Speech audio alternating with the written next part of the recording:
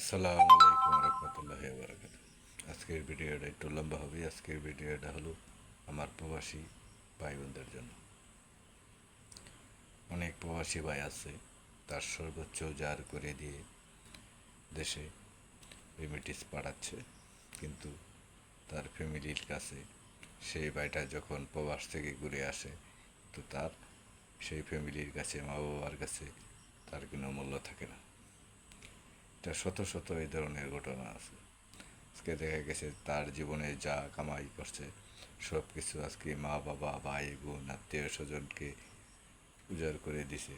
তার নিজের গায়ে রক্ত পানি করে আজকে ইনকাম করছে, কিন্তু কেউ তাকে যখন সে বাড়িতে আসে তখন কেউ তাকে মূল্যায়ন করে না। তবে আমি বলি সকল প্রবাসী ভাইদেরকে এবং বোনদেরকে, আপনারা আপনাদের নিজের জন্য কিছু করবেন এবং আত্মীয় স্বজনকেও দেবেন, মা বাবাকেও দেবেন, তো আগে নিজের জন্য করবে, তাহলে আপনি আপনার মূল্যায়ন পাবেন।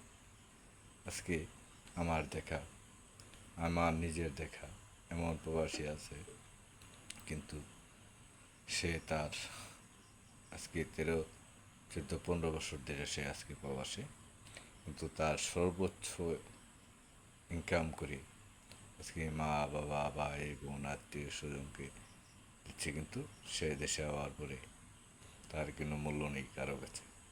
বুঝতে পারছেন? অনেক বোনেরা আছে আজকে প্রবাসে গেছে, প্রবাসে গিয়ে মা বাবাকে দিচ্ছে, ভাই বোনকে দিচ্ছে, কিন্তু সেই বোনটা যখন এ বাড়িতে আসে সেই বোনটা অবহেলা লাঞ্ছিত নিয়ে তার জীবনটা কাটাইতে হয়। বুঝতে পারছেন? কিন্তু আসলে এই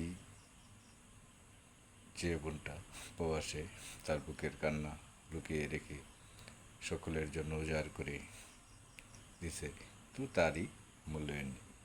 বুঝতে পারছেন? সকলেই ভালো থাকবেন, সকলেই সুস্থ থাকবেন। আর প্রবাসী ভাইদেরকে আমি একটি কথাই বলবো, প্রবাসী বোনদেরকে একটি কথাই বলবো, আপনারা হ্যাঁ আত্মীয় স্বজন মা বাবাকে দিবেন, কিন্তু নিজের জন্য কিছু করবেন, তাহলে সবার কাছে মূল্যায়ন পাবেন। সকলেই ভালো থাকবেন।